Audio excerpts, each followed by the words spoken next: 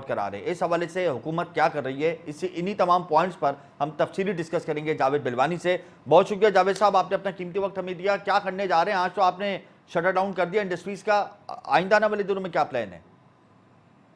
बिस्मिल्लाहिर्रहमानिर्रहीम।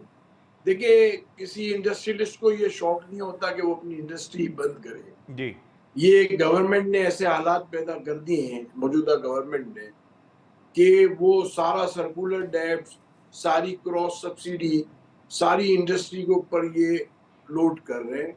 और इंडस्ट्री की प्राइस जो है वो 2200 पे ले गए, जबकि ओगरा ने जो डिटरमिन की है प्राइस, वो 1350 जो की है, उसके अंदर 22% मुनाफा रख के की है। अब ये क्या कर रहे हैं कि इनको आईएमएफ ने कहा है कि क्रॉस सब्सिडी, आप सब्सिडी नहीं दे सकते, और आपने अगर बजट में प्रोविजन नहीं रखा तो आप सब्सिडी नहीं दे सकते। अब इन्होंने नया गेम शुरू कर दिया कि बजट में तो प्रोविजन नहीं था, अब इन्होंने आईएमएफ को बेवकूफ बनाया और इन्होंने क्रॉस सब्सिडी देना शुरू कर दी।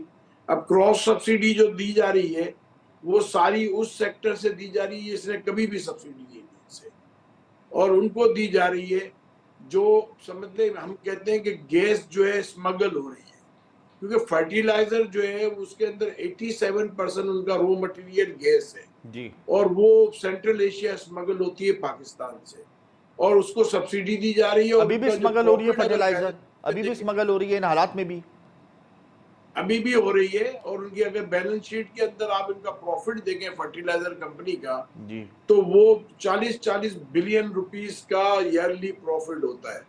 अब आप मुझे बताएं, जिनका 40 बिलियन का ईयरली प्रॉफिट है, उनको सब्सिडी की क्या जरूरत है? एक प्रॉब्लम तो ये है। दूसरा प्रॉब्लम ये है कि डोमेस्टिक के अंदर 40% लाइन लॉसेस है। जो लाइन लॉसेस 40% है, उतनी लॉसेस की जो क्वांटिटी बनती है गैस की, जी इंडस्ट्रीज की रिक्वायरमेंट उससे कम है।